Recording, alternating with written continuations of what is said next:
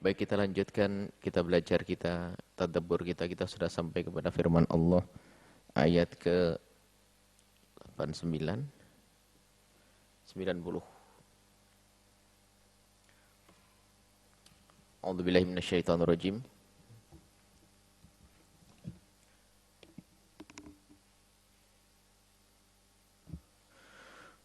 Wa ja'al mu'adhdhiruna minal a'rabi liyu'dhana lahum wa qa'ada alladhina kadzabu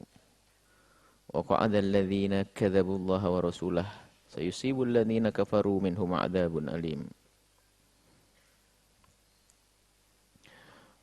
Al-mu'adhdhirun, orang-orang yang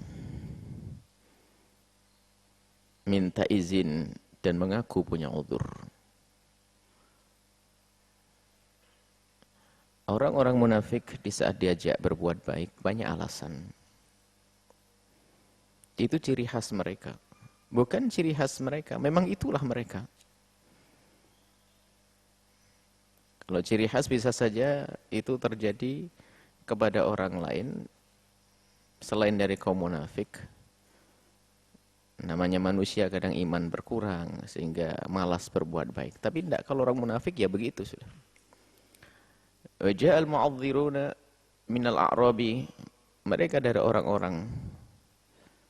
A'rab adalah istilah orang-orang yang hidup di wilayah-wilayah pedesaan, perkampungan. Cuman yang dimaksud di sini ya orang-orang yang berada di saat itu bersama Nabi. Orang-orang itu mu'adhdhiruna, minta izin, mengaku diri mereka punya uzur. Liyu'dzana lahum, agar diizinkan kepada mereka. Wa qa'ada alladhina kadzabu wa qa'ada, dan mereka duduk. Wa qa'ada, duduk, tidak ikut berperang, tidak ikut berjuang. Alladzina kadzabu Allah wa rasulahu, mereka itu adalah yang mendustakan Allah. Kadzabullah, berdusta kepada Allah, bukan dusta, berdusta kepada Allah dan Rasulnya. Berani ngomong kepada Nabi kalau punya uzur. Terang-terangan dia, Nabi dibohongi, Allah dibohongi. Sehingga apa yang mereka lakukan itu ya imannya iman zahir. Makanya orang munafik itu adalah zahirnya beriman, batinnya tidak punya iman. Yang ada pada zaman Nabi berani berbohong kepada Rasulullah. Biarpun di sisi lain mereka juga takut kalau dibongkar, seperti disebutkan dalam ayat sebelumnya. Dan memang merepotkan orang munafik ini. Dia fiddar kalasfali minan nari. Tempatnya ada kerak api neraka jahanam. Paling mengerikan tempatnya orang munafik. Dan di dalam hadis disebutkan tentang ayat atau tanda-tanda munafik itu bukan untuk kita mencari orang munafik. Ini Nabi Muhammad tahu orang munafik, dikasih tahu oleh Allah seperti akan disebutkan dalam ayat ini. Jadi Nabi Muhammad diberitahu oleh Allah kalau ini orang munafik. Adapun Nabi menyebutkan tanda munafik itu ada 3. Idza tubina khana. Kalau dipercaya dia khianat, kalau ngomong dia berdusta. Berjanji dia ingkar janji. Itu bukan untuk kita mencari orang munafik, jangan salah. Disebutkan bahwa tanda munafik adalah 3. Jika dia berjanji, wa idza wa'ada akhlaf. Kalau sudah berjanji, dia pasti ingkar janji. Kalau ngomong, berbohong. Dipercaya, diberi amanat, enggak menjalankan amanat. Itu tanda-tanda munafik, maksudnya agar kita itu menghindar dari itu semuanya. Sebab kalau orang di dalam hidupnya penuh dengan 3 hal ini, bisa saja benar-benar dia munafik. Bukan berarti langsung kita menunjuk, wah dia berbohong, wah dasar munafik. Oh, belum tentu, kadang berbohongnya seseorang kita tidak tahu apakah ada uzur atau tidak ada uzur. Utusan dia dengan Allah. Kemudian dia tidak amanat lagi. Belum tentu dia adalah orang yang munafik, akan tapi mungkin orang yang lalai. Atau dalam hatinya ada penyesalan yang dalam. Nah, adapun ini yang disebutkan dalam ayat ini adalah diberitahu Rasulullah oleh Allah Subhanahu wa taala. Dan orang-orang seperti itu yang berbohong kepada Rasulullah nggak tanggung-tanggung, berbohong dengan Nabi, ngaku punya uzur. Uzurnya itu sebetulnya adalah karena dia lemah, karena dia fakir, karena dia sakit, itu uzurnya. Tapi dia ngaku itu semuanya, tapi tidak. Mereka orang kuat, bisa berperang, berjihad di jalan Allah. Cuman karena kemunafikan mereka. Mereka menganggap hidup hanya di dunia saja. Kalau mati ya rugi sudah. Tapi ahli iman tidak tahu bahwasanya setelah kematian dalam keadaan mati syahid adalah kehidupan yang sesungguhnya. Sayusibul ladzina kafaru minhum adzabun alimun. Akan menimpa mereka itu orang yang kafir zahir batinnya atau kafir batinnya saja. Karena ini kisah orang munafik. Setelah itu ujungnya disebut sayusibul ladzina kafaru minhum adzabun alimun, akan menimpa kepada mereka yang kafir itu siksa Allah yang sangat pedih. Jadi orang munafik itu disifati oleh Allah sebagai orang-orang kafir karena batinnya. Maka dari itu kita nggak boleh gampang mengatakan orang munafik karena itu menghantarkan, karena gitu seolah-olah kita menilai kalau mereka sudah keluar dari iman. Bisa saja seperti itu. Dan itu harus hati-hati kita. Sehingga kami selalu mengingatkan bahwa ilmu itu kadang kita lupa. Ilmu itu seharusnya untuk kita berbenah, bukan untuk nilai orang. Kita yang akan berbenah. Laisa 'alal du'afa'i wala 'alal marda wala 'alal ladzina la yajiduna ma yunfikuna harajun. Lah inilah. Lah baru orang-orang ini boleh dia minta izin untuk tidak ikut perang. Siapa mereka? Laisa 'alal du'afa'i. Tidaklah bagi orang-orang yang lemah dosa, enggak ada dosa bagi orang yang lemah. Lemah di sini termasuk misalnya fisiknya lemah karena sepuh, karena tua. Atau masih anak-anak. Wala 'alal marda, dan bukan orang yang sakit boleh minta uzur. Wala 'alal ladzina la yajiduna ma yunfikuna, enggak punya bekal. Sebab di dalam peperangan itu pada zaman Nabi ini pilihan pertama adalah orang berjuang dengan jasadnya dan dengan hartanya saja. Jadi dia dengan alat perangnya membawa sendiri. Oh, luar biasa. Makanya pangkatnya orang hidup pada zaman Nabi nggak bisa disalib oleh siapapun yang datang setelahnya. Kalau kita bersedekah satu gunung emas nggak bisa menyamai satu genggam gandum yang beliau sedekahkan. Luar biasa, mereka orang-orang yang pangkatnya tinggi di hadapan Allah Subhanahu wa taala. Jadi berjihad dengan hartanya sekaligus berjihad dengan dirinya, jasadnya, rela nyawanya mati. Tingkat yang kedua adalah dia berjihad dengan jasadnya saja, cuman dia nggak punya bekal. Yang ketiga adalah dia jihad dengan jasadnya, dengan hartanya, cuman dia lemah. Dia lemah, dia sakit, ada sakit, tapi dia punya kekayaan. Nah, untuk tingkat 2 dan 3 ini biasanya kerjasama, join. Wahai saudaraku, kamu semangat perangmu hebat. Kamu jago berperang. Cuman kamu tidak punya bekal. Saya punya banyak uang, tapi saya nggak boleh perang sama Rasulullah karena saya sakit. Maka peranglah engkau, biar aku yang biayai. Nah, kan? Biar di saat mereka tidak mampu pun mereka tetap berusaha. Bukan seperti orang munafik. Membuat alasan-alasan palsu. Yang tidak bisa berperang, akan tapi dia punya rezeki, dia akan membiayai orang yang siap berperang. Menggantikan dia. Dan ini banyak terjadi pada zaman Nabi. Bahkan bukan saja membiayai orang yang berperang dan berkata, wahai saudaraku, aku lemah saat ini. Aku sakit dan aku punya harta. Silahkan kau perang, aku biayai. Dan keluargamu yang di rumah akan aku tanggung.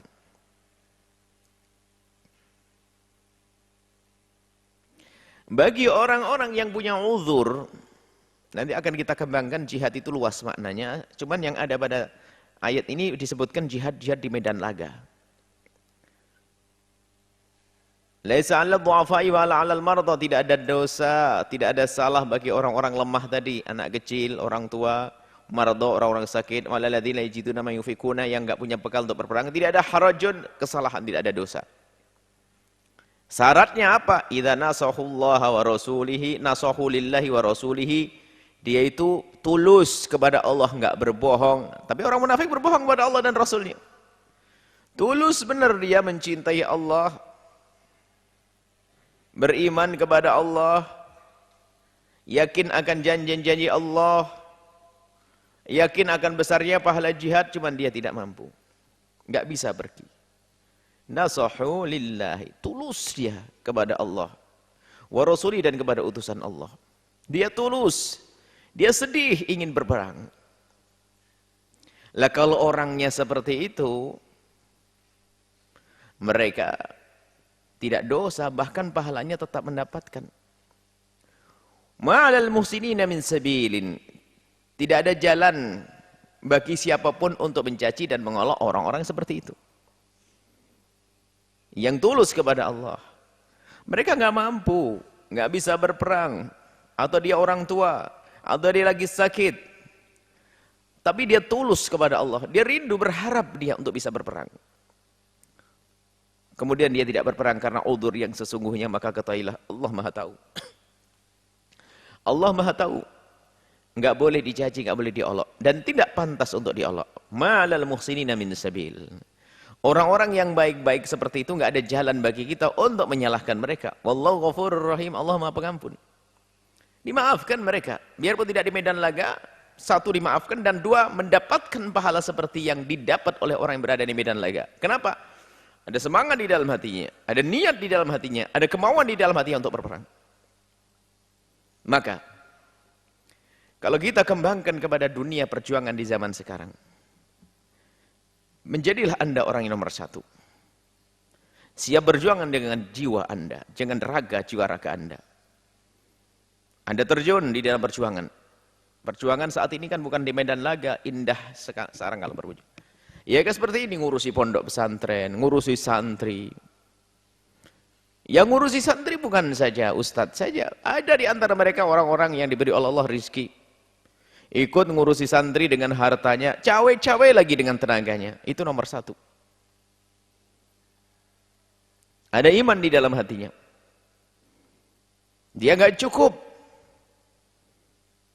dengan kekayaannya, pengen juga menggunakan tenaganya, waktunya. Bahkan Allah beri apa? Allah beri hadiah di dunia sebelum di akhirat. Apa itu? Dia merasa senang ngurusi seperti itu. Ayo. Ada orang beri nafkah anak 5 saja katanya susahnya setengah mati. Ngasih sedekah kepada tetangganya 1 orang saja luar biasa repotnya. Tapi ada orang bisa memberikan biaya, membiayai santri banyak, orang-orang menuntut ilmu banyak, mereka dengan senang. Allah beri hiburan di hatinya sebelum di surga nanti. Senang dia, bangga.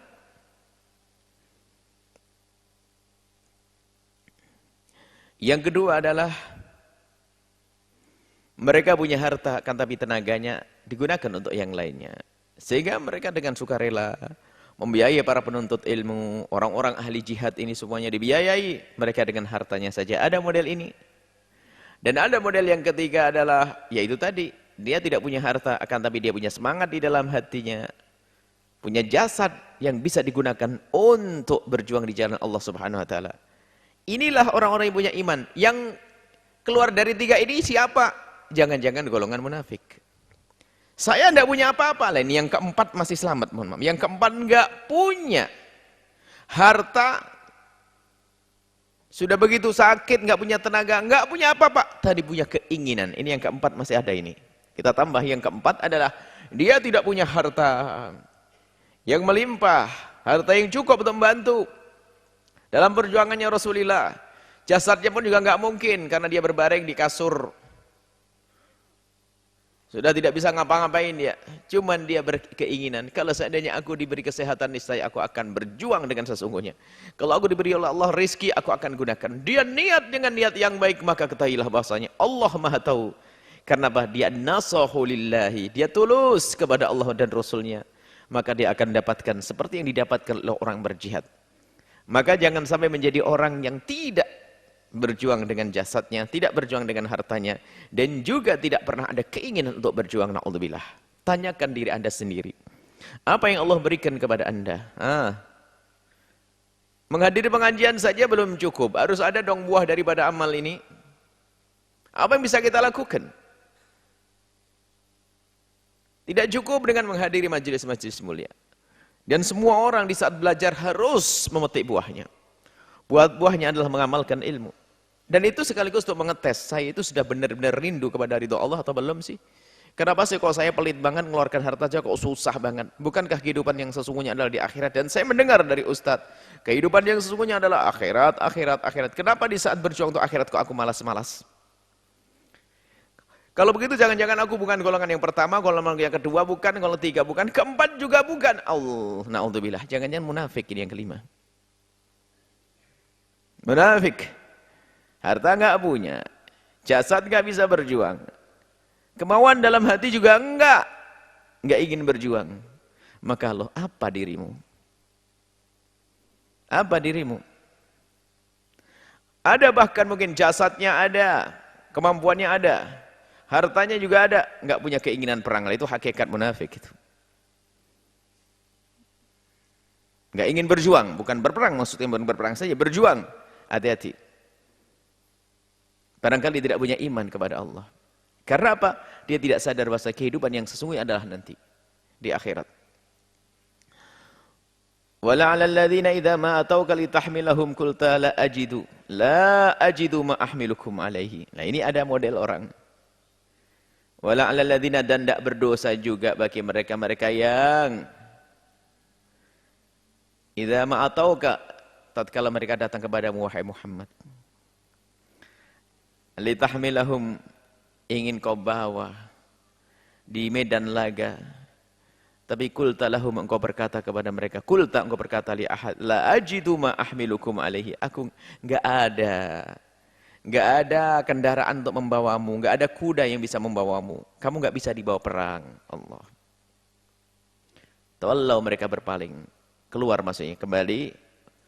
Wa ayunuhum tafidu minad dam'i, menangis, derai air mata, hazanan, karena sedih, alla yajidu ma yunfikuna, karena mereka tidak menemukan orang yang bisa membiayai dalam perang. Nah, ini termasuk yang tidak berdosa adalah mereka yang harta tidak punya untuk berjuang, tapi dalam dirinya ada semangat untuk berjuang, lalu minta kepada Nabi, ya Rasulullah, aku keker gagah ini, saya bisa perang, saya bab tombak bisa, tapi saya tidak punya kendaraan, tidak punya kuda dan sebagainya, tolong ya Rasulullah, bawa saya. Nabi mengatakan, enggak ada sekarang. Kudanya habis, sudah ada yang pakai semuanya. Alat-alat perang juga enggak ada, semuanya sudah habis. Dan kamu dimaafkan, enggak dosa, enggak apa-apa di rumah.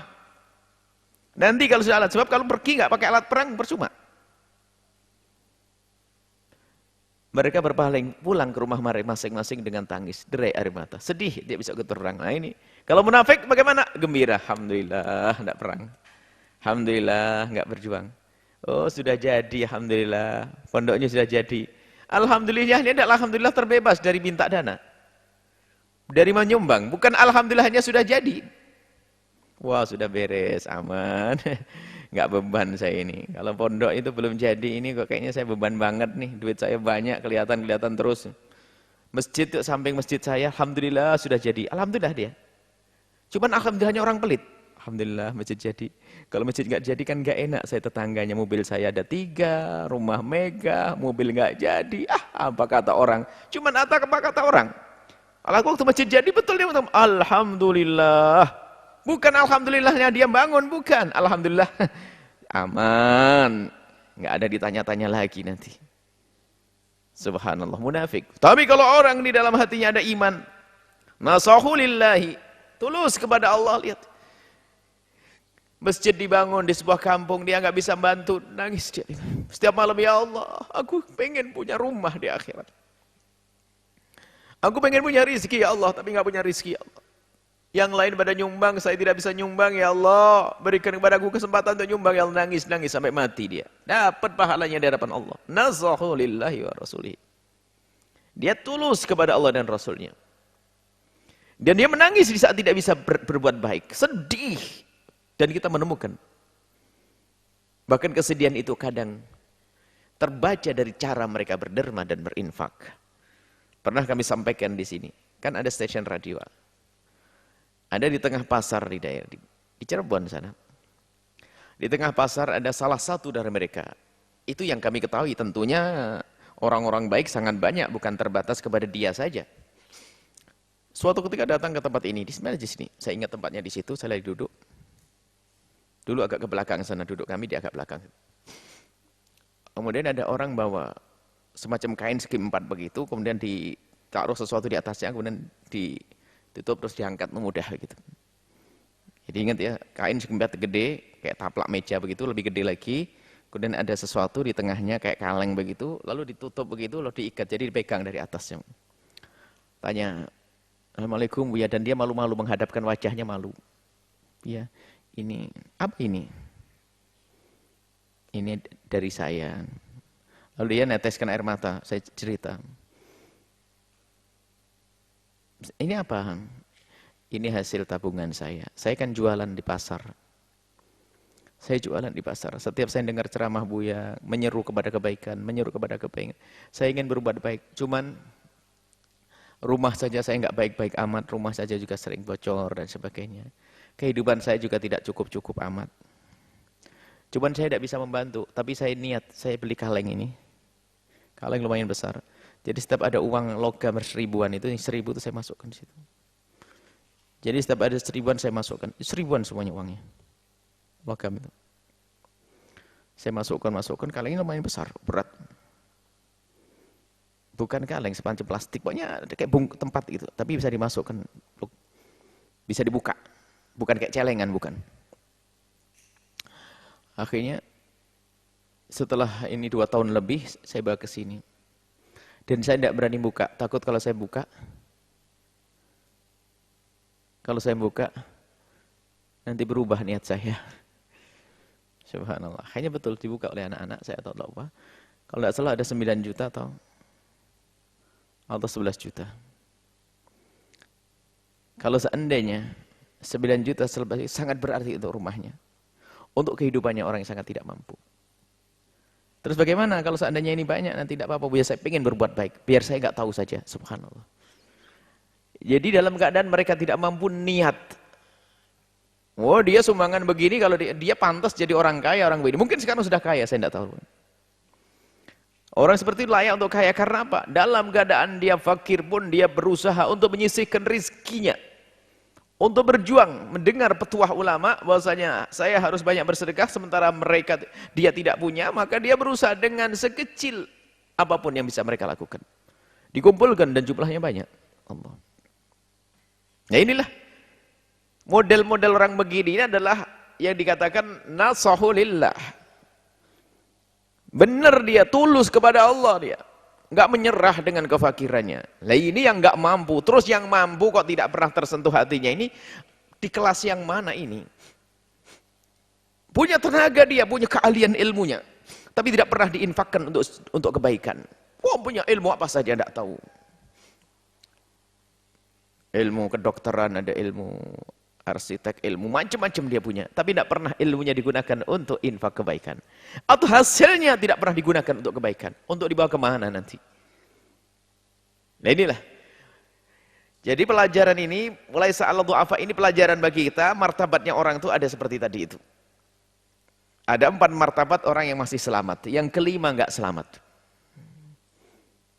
Martabat orang yang pertama adalah tadi berjuang dengan harta dan jasadnya dan jiwa raganya. Yang kedua adalah dia berjuang dengan harta saja, jiwanya nggak bisa karena dia sakit atau lemah. Yang ketiga adalah berjuang dengan jasadnya saja karena dia tidak punya harta. Yang keempat adalah orang yang merindukan untuk berbuat. Dia tidak punya harta, tidak punya ini. Dia ingin. Dan ditandai dengan dia berjuang semampunya. Nyumbang pun ya seadanya, semampunya. Dan anak-anaknya diajak untuk nyumbang. Bahkan mungkin bahasa sederhana, ingin membantu fakir miskin dengan cara apa? Dia memberikan sedekah setiap hari hanya 3 sendok beras. Tapi kali 1 bulan, itu bisa 1 kilo lebih. Uwais Al-Qarani. Uwais Al-Qarani golongan orang yang sepertinya paling terakhir, tapi pangkatnya paling tinggi. Uwais Al-Qarani adalah fakirnya, sangat fakir, tidak punya apa-apa. Berangkat hajinya pun waktu itu hanya sebagai pengembala kambing. Setelah ibunda beliau wafat, kemudian bisa naik haji, dan tidak ketemu Rasulullah. Bisa naik haji menjadi pengembala kambing. Dan dia sangat fakir. Nah, makan beliau adalah ya seadanya. Yang penting halal. Termasuk diantaranya adalah sisa-sisa roti makanan orang yang dibuang di sampah. Karena dibuang di sampah boleh diambil siapa saja. Kucing boleh ngambil, kambing boleh ngambil, semuanya ngambil. Uwais Al-Qarni mengambil di situ. Mengambil sisa roti dibersihkan, ditata. Yang bersih, paling bersih, diletakkan di wadah. Yang setengah bersih, untuk dia. Yang kotor, anjing. Kalau ada anjing, anjing kau sana. Kita sama-sama punya hajat. Kau jangan deket-deket. Setelah selesai, dimakan secukupnya untuk dia, untuk beliaunya. Kemudian yang paling bersih dibungkus lagi yang rapi, dia mencari orang fakir. Lalu diberikan pada orang fakir dan berkata, "Ya Allah," ini ya hatinya hidup. "Ya Allah, aku tidak punya apa-apa. Yang aku bisa, yang aku lakukan hanya dengan semacam ini. Dan ini adalah harta terbaikku ya Allah. Maka aku mohon ya Allah, dengan sedekahku ini jangan hukum aku ya Allah dengan keberadaan orang fakir di kiri kananku ya Allah." Dia sendiri fakir. Bagaimana kita yang sering buang makanan, tidak pernah peduli di kiri kanan kita banyak orang yang membutuhkannya. Bagaimana kita yang sering kalau ke warung saja pakai ratusan ribu, lupa tetangga kita anaknya sekolah saja nggak bisa. Mana keimanan kita? Mana? Itu termasuk jenis berjuang, karena berjuang secara umum adalah menjaga umat Nabi Muhammad SAW.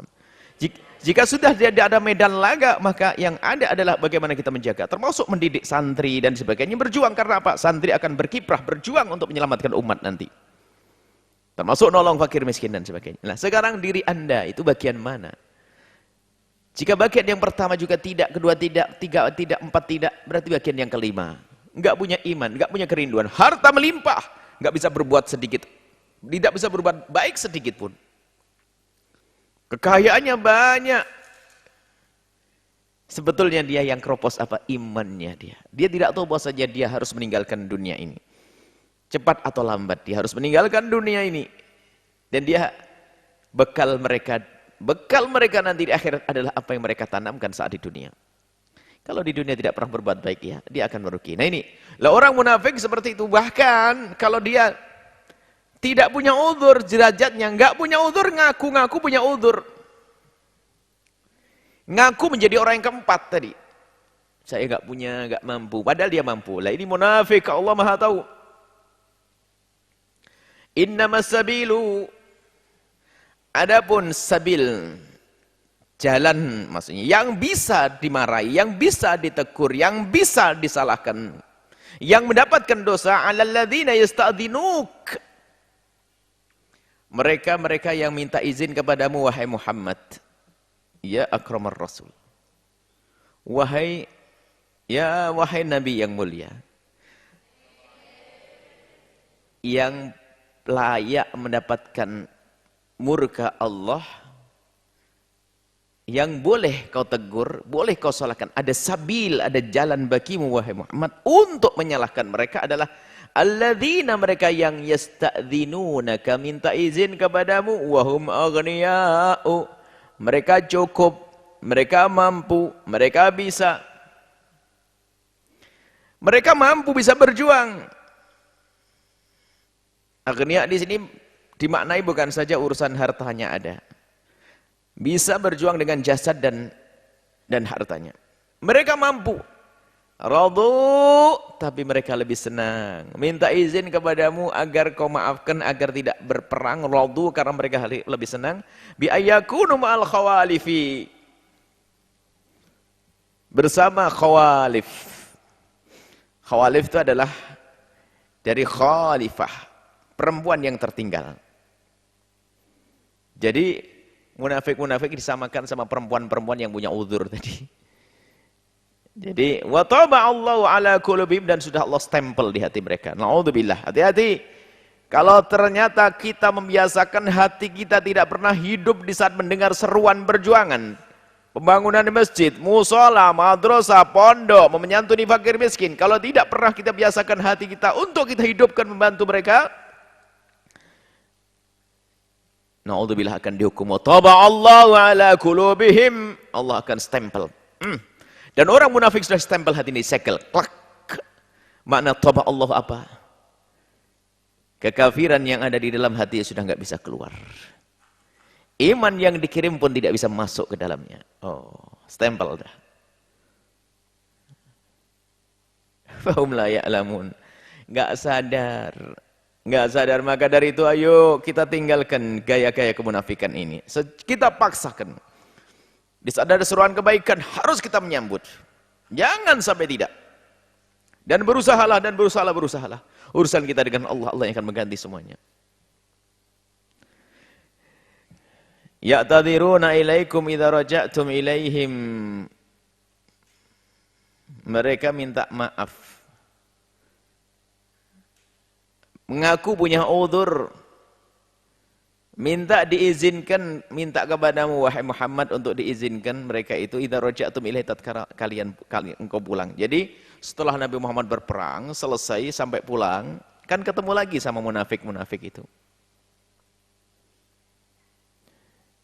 Kemudian di saat diajak perang berikutnya beralasan lagi. Apa? Kul katakan wahai akramal mursalin, wahai paling mulianya utusan, katakanlah la ta'tadiru. Hei orang-orang yang aku sudah tahu siapa kalian. Itu hanya Nabi yang bisa begini. Kalau kita nggak tahu, kita tidak punya wahyu. La ta'tadiru, nggak perlu ente minta maaf kayak begitu, minta izin, minta uzur, enggak perlu. Enggak perlu izin lagi. Kenapa? Lan nu'mina lakum. Aku enggak percaya kepadamu. Katakan wahai Muhammad bahwasanya kami tidak percaya denganmu semuanya. Qad nabba'anallahu min ahbarikum. Allah sudah ngasih tahu kepadaku tentang berita-beritamu. Kamu ini munafik. Itu hanya Nabi saja. Dan sebelumnya Nabi tidak berani seperti itu. Kecuali saat diberitahu oleh Allah. Makanya ini termasuk adab juga kita. Jangan gampang kita menilai orang sebagai munafik. Kalau Nabi kan dengan wahyu. Kita nggak bisa. Makanya ilmu munafik bagi kita adalah ilmu untuk diri kita. Untuk menyingkirkan sifat-sifat kemunafikan. Bukan menilai orang lain. Tolong fahami makna ini. Karena munafik di dalam hati, urusannya hati. Nggak ada yang tahu. Nabba'an Allah, kalau diberitahu oleh Allah baru tahu. Siapa yang bisa diberitahu oleh Allah hari ini? Enggak ada nabi lagi setelah ini.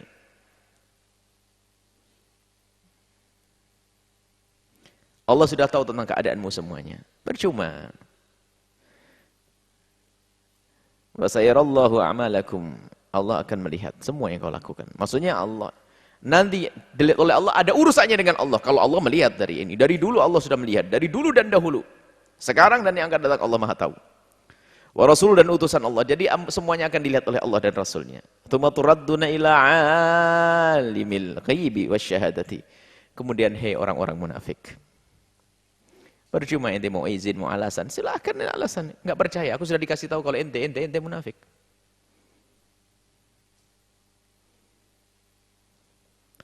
Dan nanti kamu akan mati kembali kepada Allah, urusanmu dengan Allah.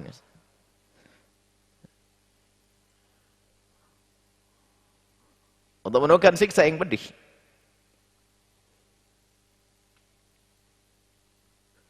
Tsumma turadduna ila alimil ghaibi wasyahadah, maksudnya dikembalikan kepada Allah. Allah yang Maha tahu tentang yang gaib dan Allah Maha tahu tentang yang terlihat. Maha tahu, yang bisa dilihat Allah Maha tahu. Yang gaib Allah Maha tahu. Yang bisa diindra baik dengan alat mikroskop sekecil apapun Allah Maha tahu. Bahkan berapa jumlah pasir di bumi Allah tahu. Yang gaib yang kita tidak tahu, tidak bisa diindra dengan mata kita, indra kita, akan tapi ada berita-berita tentang akhirat. Allah, maksudnya ini dikembalikan semuanya kepada Allah yang Maha tahu. Isyara alimil ghaibi, yang tersembunyi dan yang terlihat. Maksudnya apa? Yang tersembunyi di hatimu yang Allah sudah tahu. Allah tahu apa yang ada di dalam hatimu. Dan Allah juga tahu apa yang kau perlihatkan di zahirmu. Fa yunabbi'ukum bima kuntum ta'malun, kemudian kamu akan dikasih tahu nanti di akhirat.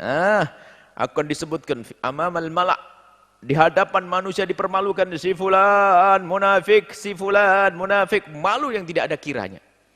Malu dengan malu yang sangat saat itu. Fa yunabbi'ukum bima kuntum ta'maluna, kemudian Allah akan beritahukan kepada kalian semua, hai orang-orang munafik, tentang apa yang sudah kau lakukan dahulu.